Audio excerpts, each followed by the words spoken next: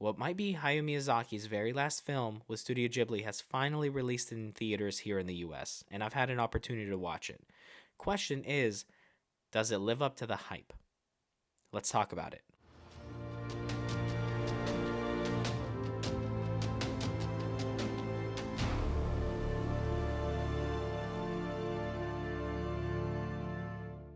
Clocking in as the 23rd Studio Ghibli film and created by Hayao Miyazaki himself, the story follows a young boy who moves into a new town after the death of his mother and discovers an abandoned tower that transports him into a new fantastical world where his mother might still be alive. First and foremost, this has been one of the movies that I've been looking forward to the most this year. Primarily because it is Hayao Miyazaki returning and supposedly his very last film with Studio Ghibli.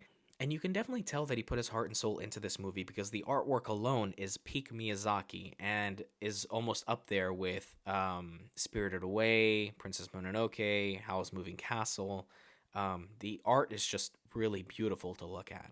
And the story itself does a really good job with exploring grief and loss through the eyes of a child, which is one of the reasons why it is a little higher up there for me in terms of Studio Ghibli films. I wouldn't necessarily say that I have too many negatives with this movie, but I will say that this movie did feel its length. It clocks in at about 2 hours long.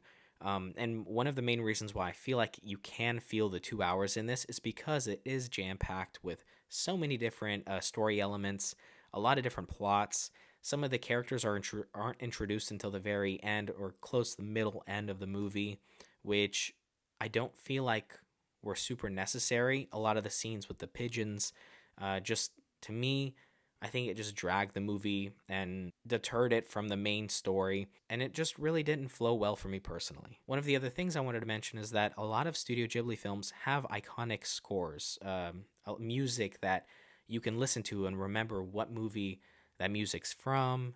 Spirited Away has a lot of those, Howl's Moving Castle, Kiki's Delivery Service. All of these different movies have iconic scores.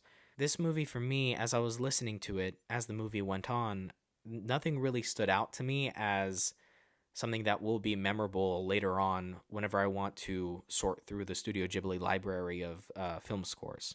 That's such a small thing, but when a studio like Studio Ghibli is also well known for the music that they incorporate into their art, it is kind of a little bit of a bummer that when you're watching something like this, supposed to be his very last film, you don't really have kind of like that inner feeling of a song that's in the movie that you'll associate with the movie later on. With all of that said, I do want to let you guys know that this movie is worth watching in the theaters. So if you haven't already, please go check it out. If you have, comment down below. Let me know what you guys thought, because I'm very interested to know how this movie will do in comparison to all of the other Studio Ghibli movies that have come before it. Well, that will do it all for me today. Thank you guys for watching and tuning in. Please remember, like and subscribe. We are trying to reach 100 subs. So until the next one, I'll see you guys later.